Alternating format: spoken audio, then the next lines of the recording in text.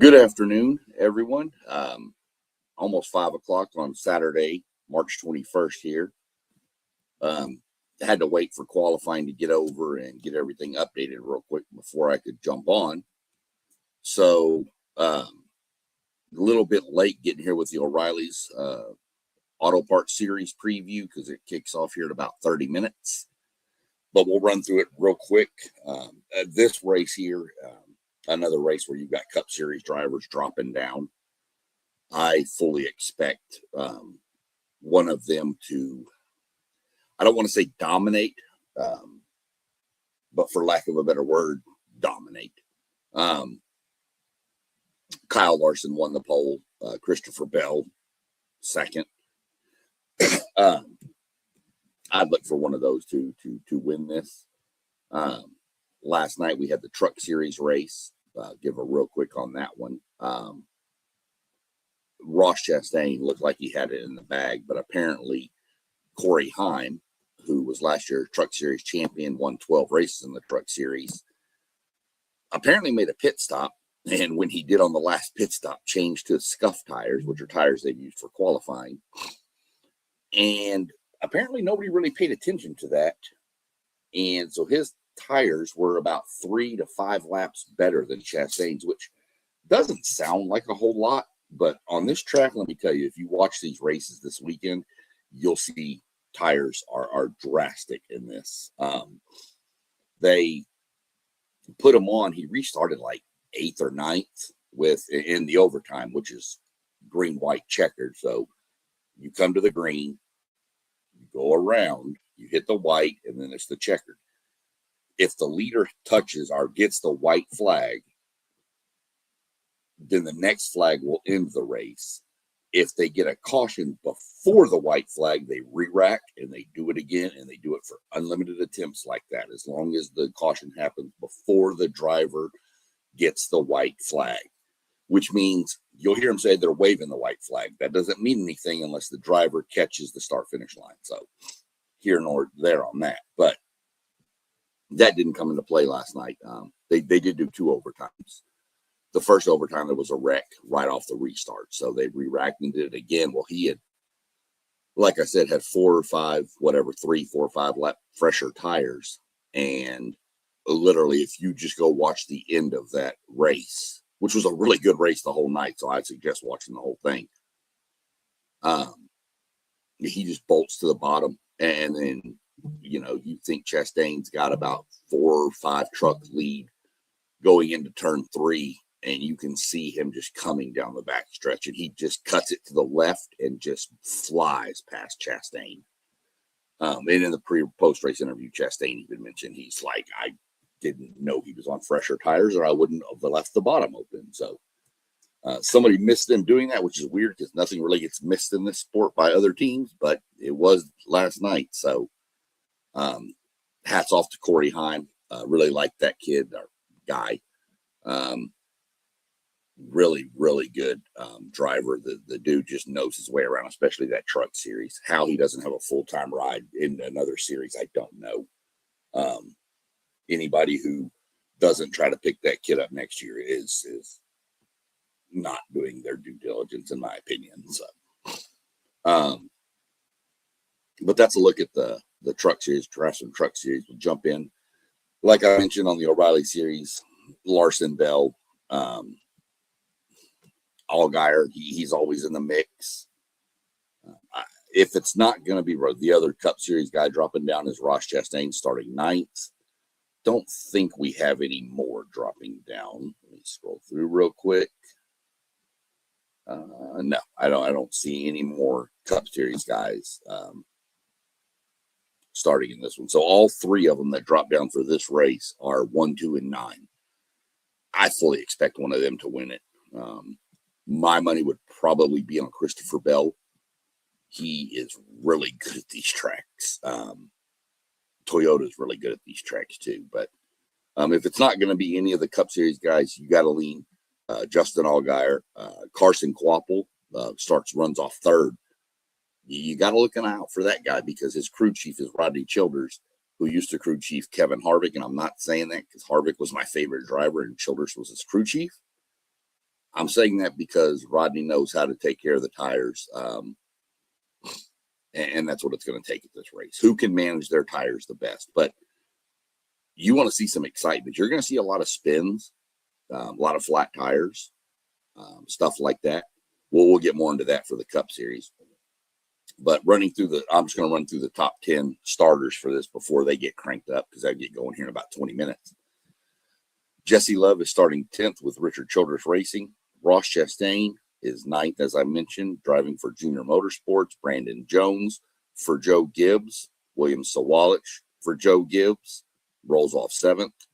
Sam Mayer, running for Haas Factory Team, is 6th.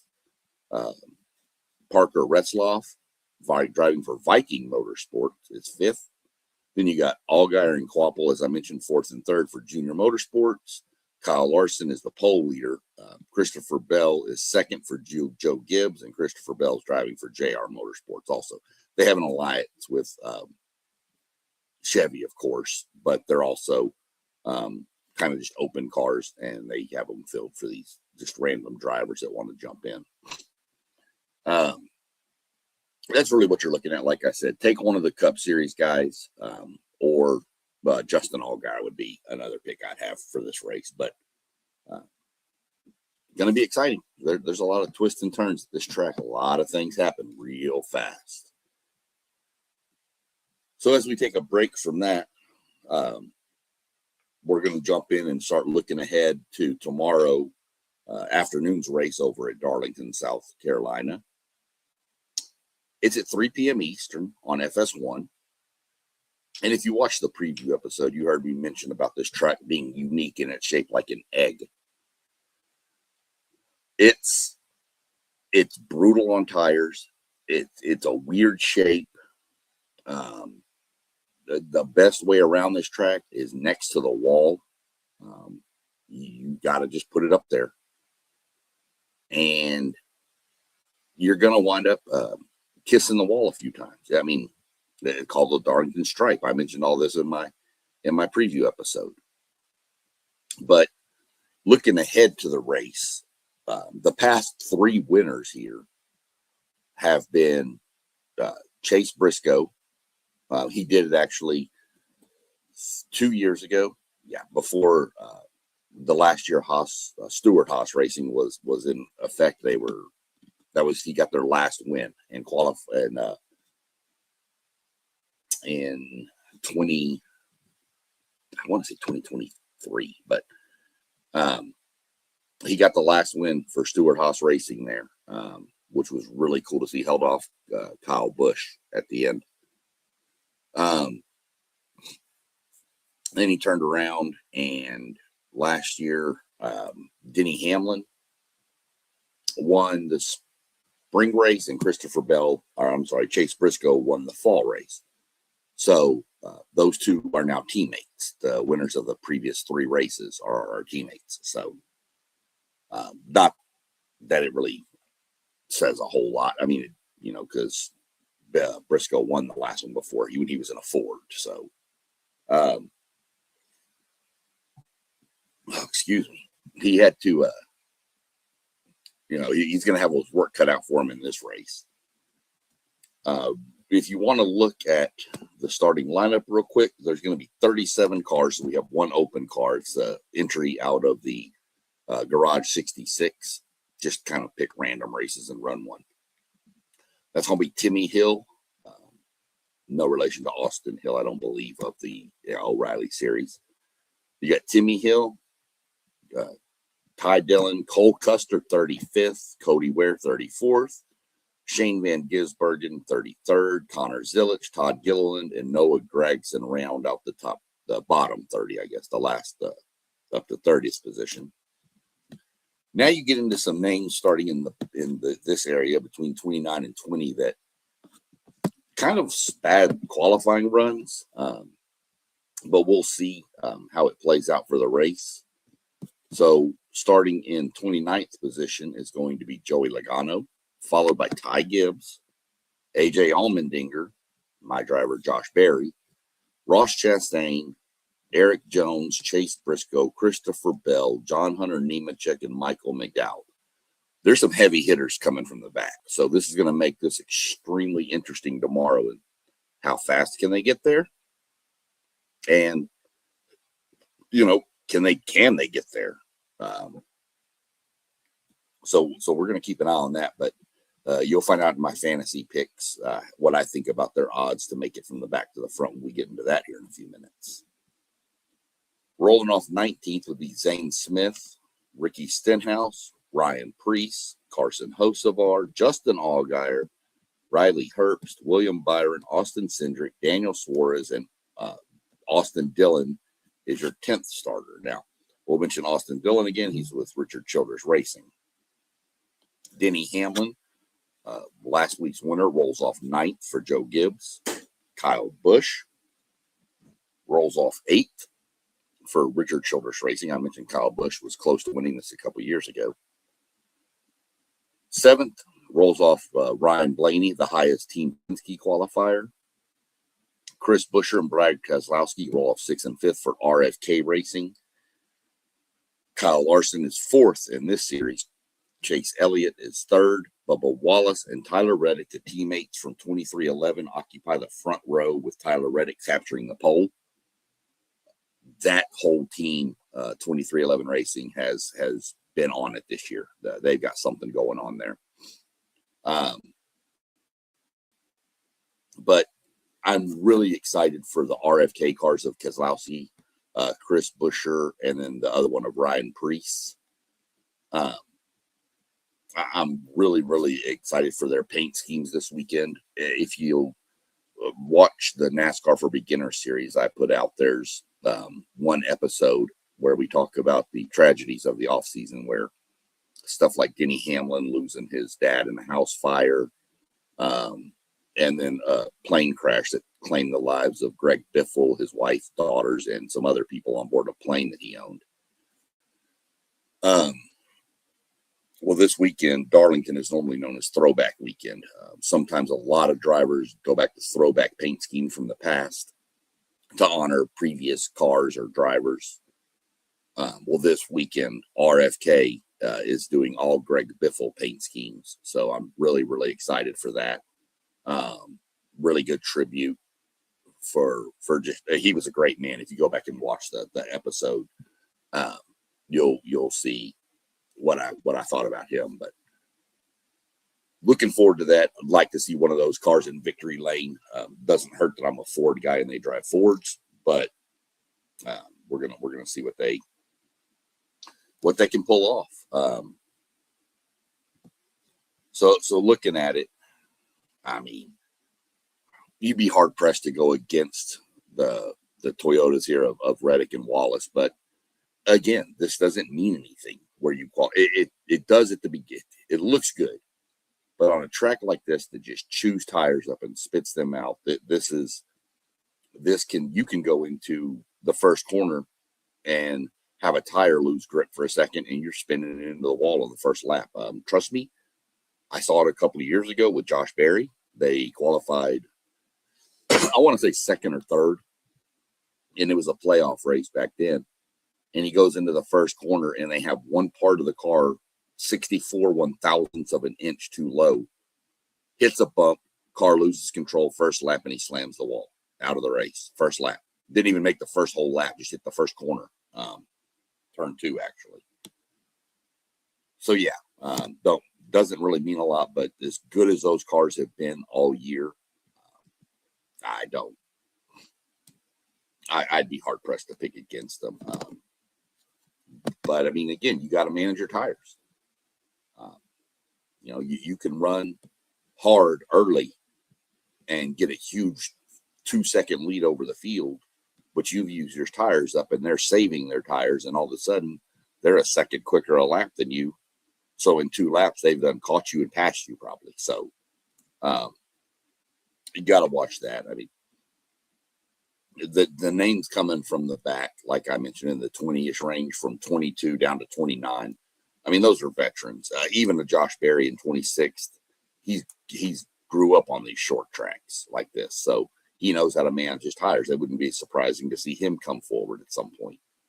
And, and, strategy will play into it. When do the cautions fall? What do you do? Do almost every caution or whatever stoppage for any point, you're coming to pit road and getting floor tires. They're just that important. So, with that being said, we will go ahead and jump into our fantasy predictions. Share my screen with y'all here. So we'll jump in here. We go look at the fantasy. Go look at this one. Play now. Okay, here's last week. Last week I had a pretty good week. I was pretty impressed with that. He's coming from the back, but I'm leaving Christopher Bell in. I just think he's that good here. Denny Hamlin, there's no way I'm pulling him out. Ty Gibbs, I'm probably going to pull out, and I'm going to swap him out with Bubba Wallace. William Byron, I'm going to pull out. And I'm going to throw what Denny Hamlin's already in there. I'm going to throw Kyle Busch in there, even though I've already used him a couple times. That team's been struggling, but this is a track Kyle really knows really, really well. Always trust a crafty veteran on the track like this. Not going to take Zane Smith here, but I will take Brad Keselowski. And I'm going to pull Daniel Suarez out of my garage. And we're going to throw in, let's find a 10 for 10 driver, which is still Daniel Suarez because I didn't use him. Let's throw in, who's a good sleeper pick that I could use if I need some points? Nobody that low that I'd like. Let's go with, let's go with Austin Dillon. In our head-to-head matchups, we're going to go, I'm going Hamlin here. This is a no-brainer. This one's a little tougher because Suarez is starting faster, but Chastain knows how to get around. Plus, he's racing, and he raced in the Truck Series, and he's racing today. Different vehicles, but they still show you how to get around. There we go. I'm going to take Chase Elliott, even though I said Christopher Bell's in my starting. I'm going to take Elliott here. And then I'm going to take Brad Keselowski here. And then my lineup is set. So I know for sure I got 10 points for the fantasy lineup, and I can get another 4 down here. I don't even look at this, but feel free to if you're setting a fantasy team. Denny Hamlin. I mentioned Chase Briscoe won 2 of the last 3 races. I mentioned Joey Logano, just, not real good. Starting 29th also really hurts. Good odds if you want to take a flyer on somebody, if gambling is your thing, but gamble at your own risk, please. Chase Elliott is not good here, but he's starting 3rd, and I just think that he'll be fine. But Bubba Wallace is your sleeper pick, who I wind up putting in. So that's kind of where we're at with that. So that's my fantasy lineup. Let's go back over there real quick. Let's go here. We'll actually play around, and we'll go to the wrong button. We'll go edit this one real quick. My one I use for training when people want to learn more about it. So this one I don't really worry about too much. But we're going to leave Hamlin, Wallace. I'm going to pull Priest. I'm going to put Keselowski. I'm actually going to put Buscher. We'll put, who else do I have 10 for 10? Well, let's throw Austin Dillon in this one. And then in our garage, we'll throw Carson Hocevar. Why not? Like I said, this one I'm not too worried about. This is just kind of one I used to play around with for training purposes for people that want to see how to do it and go through it. So that's set. We go back to the Fantasy Hub. Go to our 36 for 36, where again, this is like a streak builder. You select one driver per race and kind of see how many points you can get. You can see I've got 80 points, 28,541, but you can fly up this ranking pretty quick because a lot of people have been using drivers like already that have won. So they can't use them anymore. So for Darlington, we're going to scroll down. And let's see, have I used... I don't think I've used Denny Hamlin yet. So we're going to go ahead and throw Denny Hamlin in there. So anybody that used Denny Hamlin last week and he won, you know, they can't use him this week, and he's really good at this track. So I'm going to go with Denny Hamlin in this one. And if you want to come over here and click on your news, you can kind of look, give you all your stuff you need to know. Good place to look to see if any cars are going to be penalized. You can see right here, Carson Hocevar scraped the wall in qualifying. So, and those are things just going to help. But I didn't see anything for, well, let's see. I missed it right here. So 3 teams failed inspection at Darlington. So their car chiefs are ejected, and they should lose pit stall selection. Yep, they lose the ability to choose the pit stall for the race. So somebody like a Chase Elliott, which the cars that were penalized that didn't pass were the number 9 Hendrick car of Chase Elliott, the 17 of Chris Buescher, and the 66 garage entry that qualified last. So they would have had last pit selection anyway. Doesn't really matter for them. But somebody like Chase Elliott, who qualified 3rd and would have picked after the 2 2311 cars, did a great pit stall for him, now has to pick 3rd to last. So he's going to have kind of whatever. That can have a huge effect in a race if you get pinned in on Darlington. And let me tell y'all, Darlington is not an easy track to get to pit road on. I'm assuming it's going to be the same rules for all series. But I know in the truck series, when you're going around turn 3, when you come off the Boeing backstretch, there's a big white spot. The walls look like candy canes, by the way. They're red and white striped. But when you get to turn 3, there's a wide area of white that says Darlington Raceway. The D and the R are capitalized. In the truck series, they were informed that they can't turn down for pit road until they get to the capital D.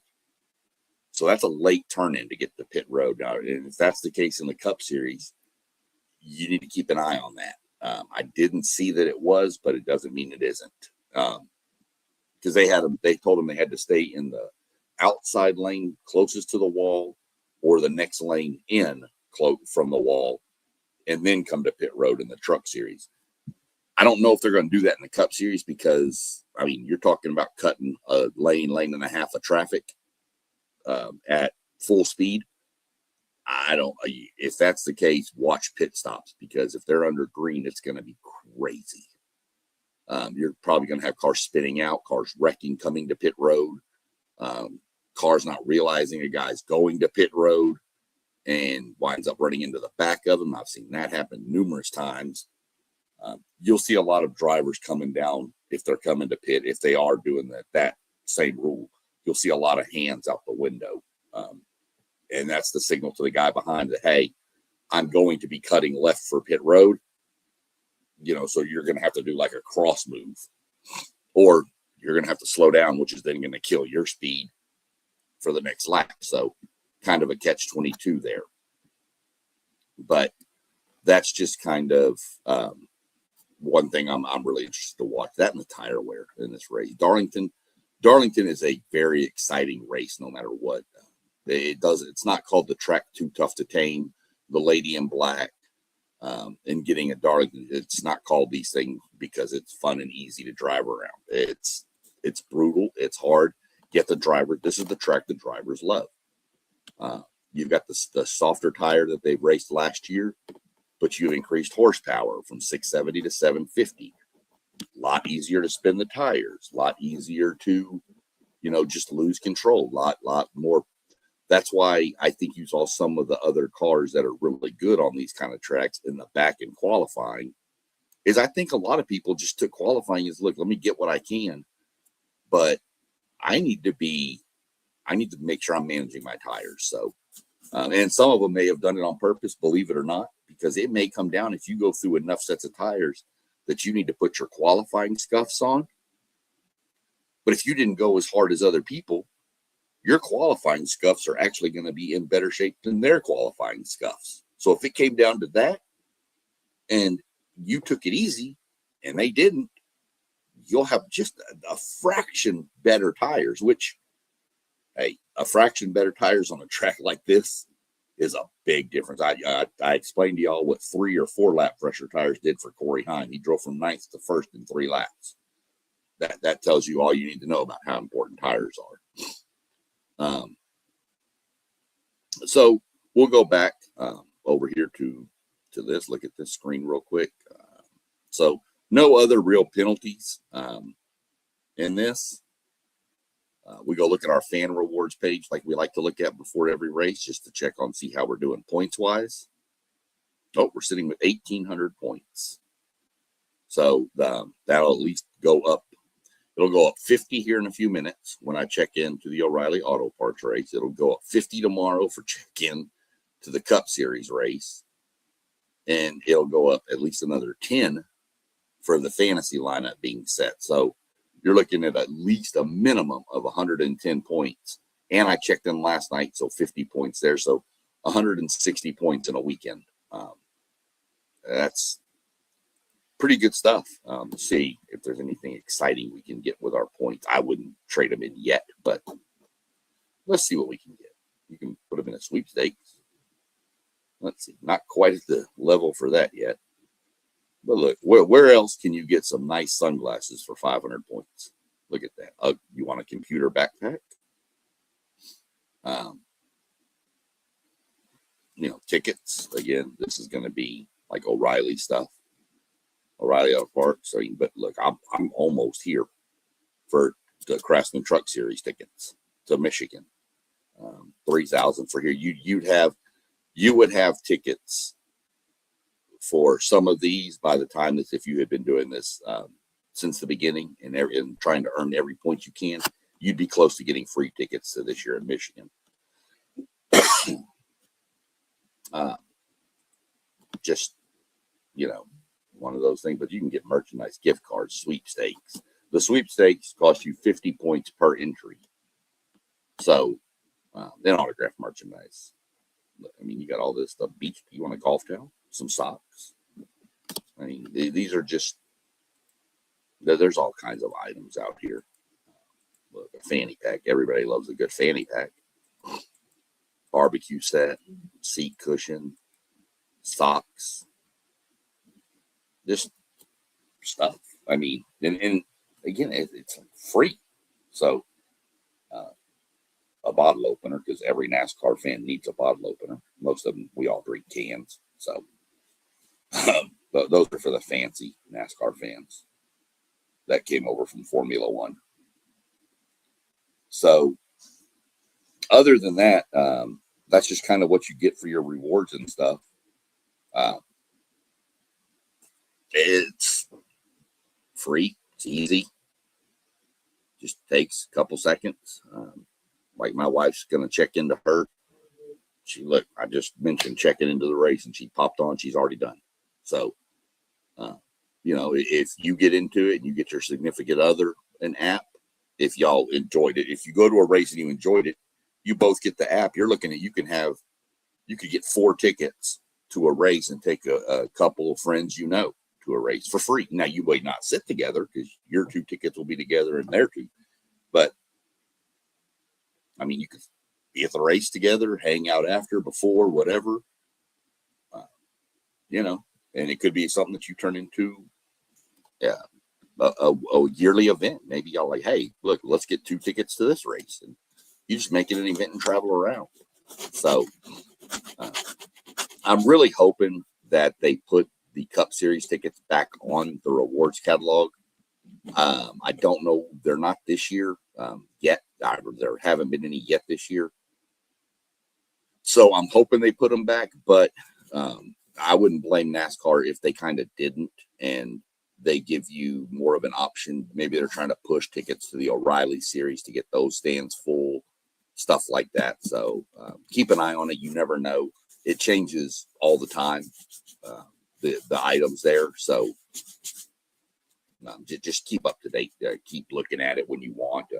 Worst case last year, I just honestly used my points on one of the sweepstakes just because we had some what we expected to be prior commitments lined up for this year that fell through. So we just decided let's go to a race. And so we did. But by then the tickets were gone. But we're going to the Martinsville race next weekend in Martinsville, Virginia.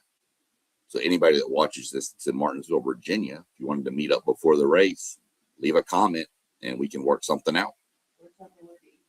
Or tell us where to eat in Martinsville. We'll be in Charlotte Saturday before the race. My loving wife bought me a ride along in a Dodge Hellcat on the Charlotte Motor Speedway. So that's what we'll be doing Saturday. Sunday we'll drive up Saturday evening up to Martinsville. And we're going to be staying about half a mile, quarter mile from the racetrack. So we're just going to stay at our hotel and walk.